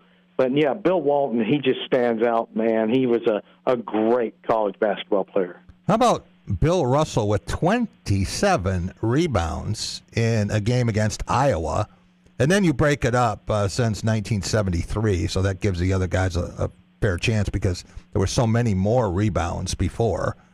And Hakeem Olajuwon is one of the players who had 22 rebounds, and that might have been as exciting a game. I mean, if you just wanted to see high-flying and dunks, Houston and Louisville back in 1983, I mean, you couldn't leave. You could not go to the bathroom. You couldn't go get a sandwich, get a beverage. It was dunk after dunk. It was so exciting. Well, everyone thought the winner of that game was going to win a national championship, and nobody gave NC State a shot. And a lot of people thought that semifinal game there between Louisville and Houston, they thought that they're going to clearly be the favorite to win the national championship. But we all know what happened in 1983. Yeah, and how about a game with 247 points in it? It's a college game now. We're talking about, it was a 4 overtime. It was a 4 overtime game, so we got to give them a little bit of a. It's like playing a third half, it. right? You got 5 minutes more times. So, but still, you're talking about 127 to was it 120? Utah scores 120 points and loses. Yeah, and there was no 3-point line back then too. Right. So that was back when there was no 3-point line. So it's kind of like when you look at Pete Maravich's records. You're like, how many points did he average? And then you go, and there was no 3-point line. And you scratch your head and you go, oh my gosh! And no shot clock. Right. They could have held the ball like you remember the four corners in North Carolina used to do. Those teams were running and gunning in spite of no shot clock. Yeah, Utah has the record for the most baskets in a game with 50 and lost the game. And I remember very well Duke being 22 down on Maryland. I remember these things because my story was never read, the one I wrote about Maryland winning, that I had to deep six and then write another one in short order. Oh, my. Yeah, so, we had that going too. But it's fascinating stuff. Again, you can spend a ton of time with this, going down memory lane. Do you remember the first Final Four you saw, or the one that you can still recall something about? I do. 1977, Marquette. I remember, because that one just stood out to me. And I do remember, the Indiana, winning national championship against Michigan the year before. But for whatever reason, I was just enthralled by those uniforms that Marquette had back then. McGuire, they were untucked, and then the name is at the bottom of the jersey. Yeah. And I remember those things. And Jack, you were talking about Maryland not making the tournament back then. We remember when there was only one team for each conference that can make it. Yeah. How many great teams did not even make the NCAA tournament because of those restrictions? When Michigan State won the NCAA tournament in 1979, they had just expanded the field from 32 to 40, not to 48, to 40 teams. So a lot of teams had the first round off, and then they would begin when 8 teams had been eliminated. But I'm thinking about the 68-team field, Jim, and you realize that by Sunday night, 52 teams are going to be home or headed in that direction, 52 of the 68. So it ends in a hurry for most of these teams. It does. It really does. And, some of these schools, they're just thrilled to be there. Now, the pressure is on the teams that are, the highest seeded teams, the top 4 seeded teams in each region. The pressure's on them. Yeah. But these teams that are double-digit seeds are like, we ain't got nothing to lose, man. We're not even supposed to win. And they get that us against the world mentality, and that's why you see some of these upsets. I love Thursday and Friday. We don't know who it's going to be. There's going to be a double-digit seeded winner, and you're going to go, boy, I didn't see that coming. Right. But that's every year. That's every year. You'll hear that. Jim, for those who don't know what you do or how to get their hands on it, they've been asleep, can you remind them the best way to get a copy of the Blitz? And if they can do it before the NCAA tournament comes, they'll look a lot smarter than they really are. Yeah, sure. I'll be more than happy to shoot out the the March Madness issue to anyone, or just email me, jimgum. .blitz, BLITZ, @gmail.com. That's JIMGUMM .blitz @gmail.com, and I'll shoot this March Madness issue out to you. And it does have the brackets on page 8, so you can fill it out. Yeah, Jim Gum with 3 M's, one in the first name, 2 in the second. .blitz @gmail.com. Jim, thanks so much for joining us. Talk to you soon. All right, take care, Jack. We're going to stay right here, Rob. Want to welcome in Deshaun Tate. He is our Lansing-bred, Atlanta-based basketball savant. It's Tate's Take Hoops, where basketball lives, and this is his month of the year. Talk about January, February Izzo. Maybe we should just call it January, February Tate for this. Deshaun, how are you? Besides great. Besides great, tired, probably. Yeah. Trying to buzz down some brackets and still looking over some different things, not trying to overcomplicate things. No better time than the present, Jack. Buzzer beaters, upset. You know how this thing goes, man. Looking forward to it, really excited. And I'll tell you like this, I ran into a couple people saying, I kind of gave up filling out brackets. I don't fill out brackets anymore. That is so unethical and uncivilized. I am one that will be the first to say, if you don't fill out brackets, I'm a believer that you're not American. That's where I stand, Jack. You have NBA Finals, you have Super Bowl, MLB in October, college football. Nothing beats March Madness. And if you can't tell, can't you see college football is trying to follow suit, trying to create bracket style type playoffs and all that, NBA with the cup and all that. I'm telling you, everybody wants to be a part of March Madness. Deshaun, what is the key to having a winning bracket? First of all, an overall strategy for predictions and for 2026. Experienced guards. Experienced guards. This is kind of like rule of thumb for me. Experience. This is free space on the bingo card, by the way, Jack. You'll get the invoice later. Experienced guards. Accomplished coaches. I'd say depth is major. Those would certainly be amongst my top 3. I could probably think of another one or two, but I think those are within my top 3. I mentioned earlier that this will be my 40th NCAA tournament in person. Most of them with the media, but a few early ones as a fan. And, of course, Izzo's string of 28 straight NCAA tournaments is the longest for any coach in history. But for you, if you're around long enough, you might catch me. Tell me a little bit about your strategy and your itinerary. Do you know where you're going to be throughout this tournament, and how do you make that decision? Yeah, well, for the next for the upcoming weekend, while I had all the plans in the world to be in Buffalo and everything else, as you know, I'm taking calls every day, seeing how these flights are being impacted by weather and travel and all that. I don't know that I want to take my chance in, of all places, getting stuck in Buffalo. Now, if I was going to get stuck in Tampa or San Diego, different story. Yeah. If it was affordable. But so I think I might have to miss out on that one this upcoming weekend, but I'll figure out a way to be able to lock in my own personal way. And if Breslin knows how to sit her butt down somewhere, then maybe we can watch it together. Other than that, in terms of strategizing, I don't think there's much. I mean, listen, you just don't read into it too much. Don't think about it too much. Don't go for all the upsets. I think there's a very good percentage of 11 versus 6 matchups where the 11 has won, I think, 55% of the time, at least one game.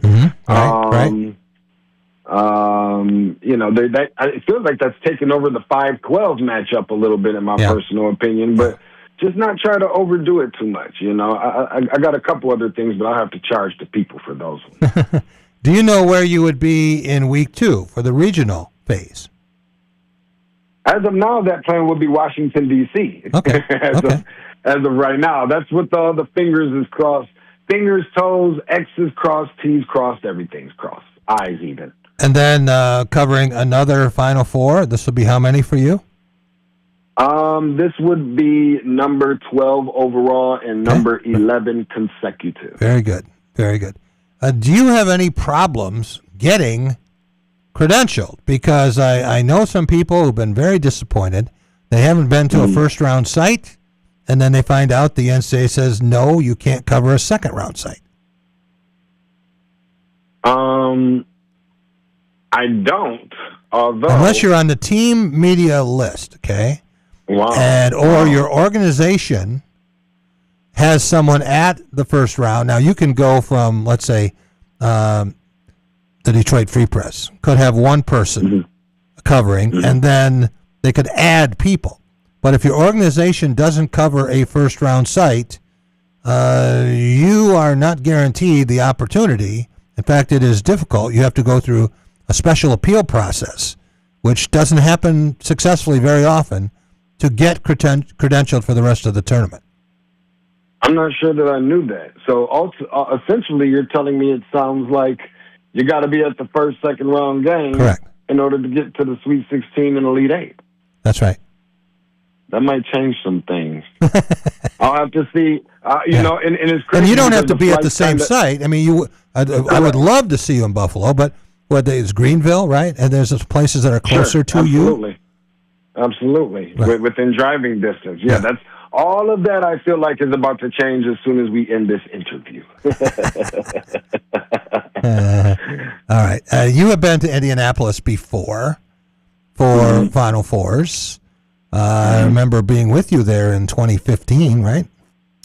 What makes Indianapolis and Lucas Oil Stadium a good place for a Final Four? Yeah, first of all, it's Indiana. I don't know if that needs any kind of introduction or not, but it's Indiana. It's basketball, but it's not just Indiana. It's basketball in Indiana, and so you know, I mean, there's very few places that I really feel like the people are as passionate about basketball as it is when I go to Madison Square Garden. I go to New York. It doesn't have to be their favorite teams. It can just be a ball bouncing, and they're good with that. And that's what Indiana is. Fans of the sport, and true diehard fans of the sport. And even more so, I think it's just, you know, the setup. I mean, I'm pretty sure maybe that the, you know, headquarters of the NCAA is located there or whatever might have something to do with it. But because everything's so centrally located, it's very good spring weather in most cases. St.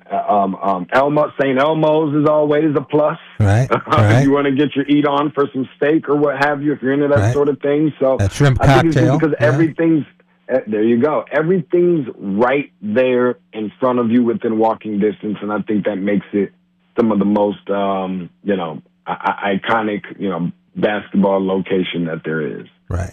Okay. So, did you like the seating? Did you like the job that the selection committee did, starting with the 4-1 seeds? And it seemed like there wasn't a lot of controversy about that, right? Yeah, I mean, I don't think so. I mean, does UConn maybe have a case? I mean, they went to the conference tournament championship game. Florida didn't. They also beat Florida in a head-to-head matchup. I think that plays a part. It didn't help that UConn got destroyed, obviously, in the conference tournament. But with the exception of that, UConn know what they had to do, the same way that the four teams, being Oklahoma, Auburn, San Diego State, and Indiana, that were on the outside looking in, unfortunately, you know, had their chances to hear their names called, and they didn't. So everybody had work to do. Everybody started out 0-0 and played the same amount of games. So if we have a championship in the region, and we're talking about Florida and, well, it wouldn't be Florida and Connecticut, because Connecticut is in the East region, right? It's in with Duke and Michigan State. So that wouldn't be the case. But we're talking about those two teams. You're dealing with the last three national champions, right? Didn't UConn win 2? And then we know what happened last year with the Gators. So, you know, it's not like those teams haven't had a lot of success. Do you think being the defending champion means anything? I do. I think that it gives you a little bit of, they put a little bit of extra sauce on it, How much? I don't know. But sometimes I do think that the brand sometimes has something to do with it. But winning a national championship or coming off of one if you're Florida, coming off of two if you're UConn, sometimes does have something to do with it. And only in my opinion, nothing that is factual. How much do you think it means that Kansas has 36 NCAA tournament appearances in a row? That's a record. And Tom Izzo has 28 straight as an individual coach. That is a record. What does that say about Kansas and Michigan State, if anything? The level of consistency and persistency here, I think, is what it says more than anything. Two historic programs. One of them, pretty much, you ask them, they birthed college basketball.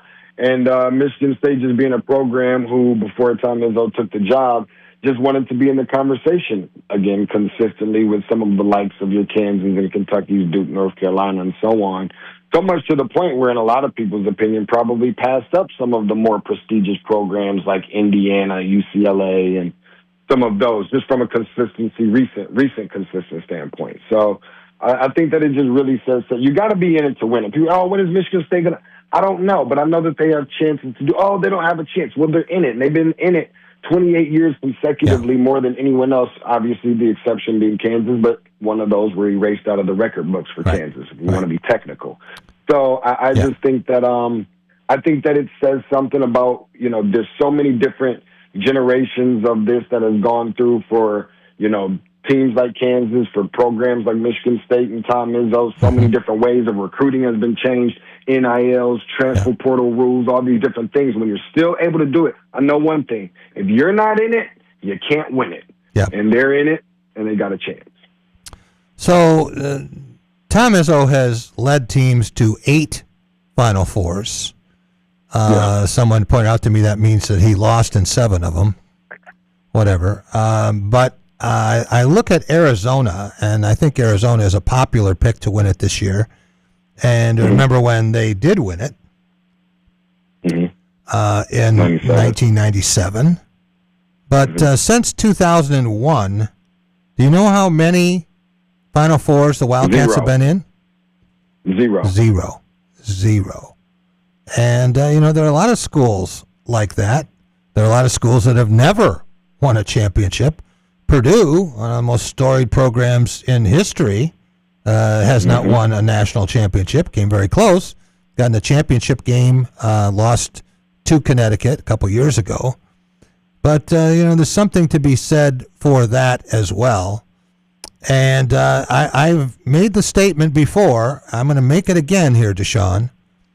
When Tom Izzo leaves Michigan State, the Spartans will become Iowa. I was going to say Minnesota, but that might be a little demeaning. But almost a non-factor. Out of the tournament as much as they're in it. Never in a Final Four. Get ready for a couple of decades of what would be considered mediocrity, disappointment. Certainly when you've had the success Michigan State's had. There are people going back to 1998. So we're talking about their late 20s now, who, since they have been on this earth, have not had Michigan State not in the NCAA tournament their entire lives. So what do you make of the Big Ten schools here now with Michigan a 1 seed, not quite playing the same way? They were actually outscored in Chicago by 1 point. Not the same without L.J. Kaysen coming off the bench. Purdue putting it together, finding it. They were the team that was picked number 1 in the nation preseason, and they kind of look like it Sunday against Michigan, but they are a 2 seed in the West going up against Arizona. Then you have the 3 seeds with Illinois, of course, Michigan State. And you've got Nebraska, and Wisconsin thinks that they could have been seeded higher than the 5. They certainly have the big wins. They won at Michigan. They won at Illinois. They routed Michigan State in Madison. So they've had big victories, and they nearly beat the Wolverines again. Nearly beat Michigan a second time before any other Big Ten team did it once. So what do you make of the Big Ten's lot here and getting 9 teams in? Was that giving them justice? I was going to say first, Jack, thanks for reminding me of what Michigan State will be without Tom Izzo. You should know how to ruin a wet dream. In regards to the Big Ten, listen, everybody knows how long it's been since they won national championships, so on and so forth. So many different teams have represented to try to do such things and haven't, obviously have come up short. In regard, I in this tournament, I'm going to put a more stock, maybe not even a little bit, a significant amount more in Michigan than I am going to with Purdue. I think that Purdue has come on strong late, but it wasn't that long ago before we just kind of started scratching Purdue off. I'm not going to forget what that time was like. They're still running the same team out there, and congratulations to the new leading assist man in college basketball here pretty soon. But I think that Michigan just really has a lot of, they have the total package. They have the size, they have the athletes, they have the bench, they have the athleticism. They have it all. They have the guards, they have the coach that has been there as well, depth, you name it. Things that I don't believe that Purdue has. And a favorable region as well, to mention. Don't want to forget that part. But I do have Wisconsin, losing in the second round to Arkansas. I think Ohio State will find a way to get past TCU, but we'll play Duke very closely, although I do believe that they will lose that game. I think that the Big Ten will fare pretty decent. How great? I don't know.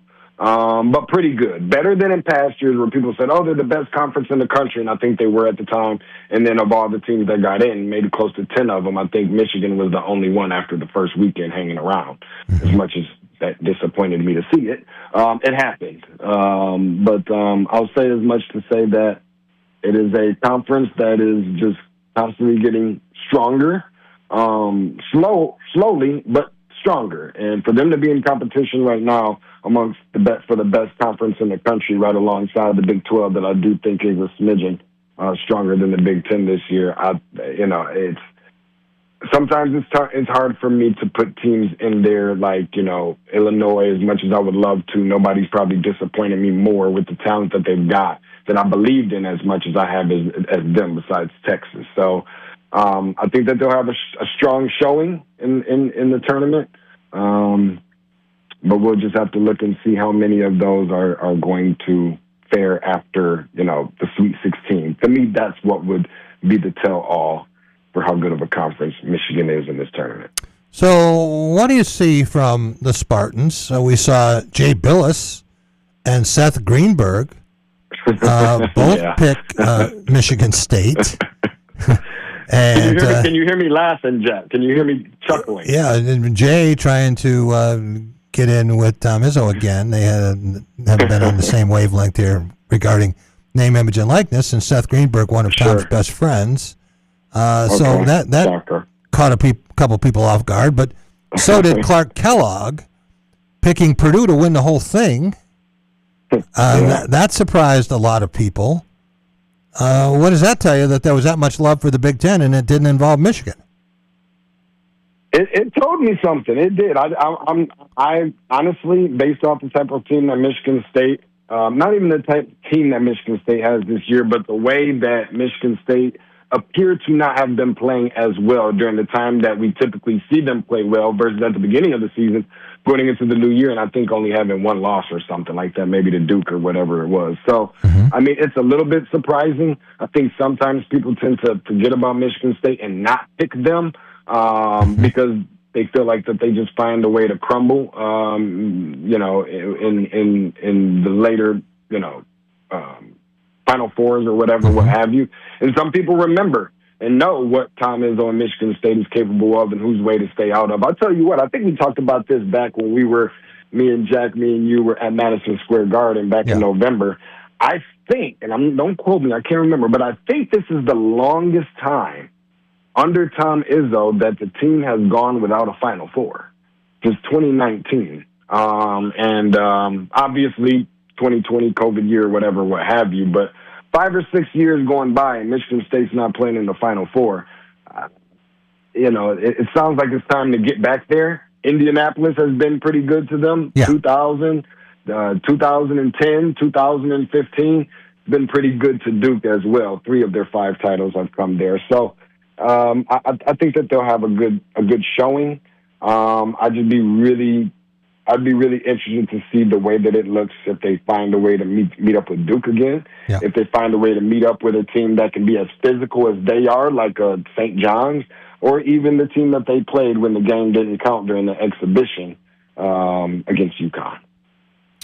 Deshaun, I hope to see you on the NCAA tournament trail. I know that you'll be as wrapped up in it as anyone, and I would love to see you in Buffalo, but certainly Washington, D.C., where Michigan State did beat a top-ranked Duke team back in 2019. Good point. Still Good see point. Zion Williamson, and it seemed like that team had 3 players in the top 9, I think, in the 9 or 10 in the NBA draft.